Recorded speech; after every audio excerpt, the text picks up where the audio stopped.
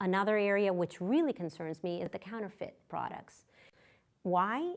Counterfeit products can kill, and especially when we're talking about spring break, and all of a sudden you're being given something that looks like a beer and it's not. You have to be mindful of the fact that not only you take care of yourself, that you're not purchasing anything that, especially something that you can ingest, that you know what you're purchasing and where you're purchasing it from, because it can be deadly, but also that your friends don't purchase it and you take it without realizing it. For example, eggs can be counterfeit now. Well, you didn't expect that a fried egg could be counterfeit, and now that I've told you this, you're gonna go and click on that 1-minute video to see how to counterfeit an egg and what to look for, but there may be something else out there that you have no idea and that I don't know about. So you really have to be mindful of that, especially when you're traveling overseas. But we also see it here in the US.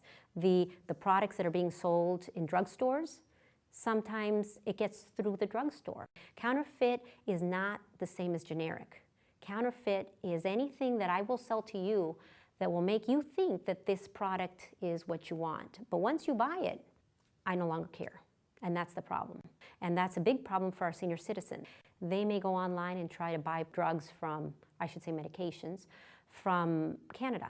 Well, that's great if you live in Buffalo, New York. You can get those medications, you can probably get them a lot cheaper by crossing over to Canada. But what about for somebody who's here? They're not going to go to Buffalo, New York. They're going to get on the internet. And they may not know enough to be able to protect themselves. They may see that it's been approved or that it's been rated in a certain way without realizing that those ratings mean nothing. And that what they're buying is actually not that product, not that medication. Maybe it's a variation, which can be dangerous because of the dosage, or it may be something completely different. So these are the kinds of things that I try to alert my students to. And some will say, okay, well, I'm not going to Mexico, I'm not going on spring break, and I have no grandparents to worry about with this issue. It still touches you because it may be something occurring in a third world country with malaria.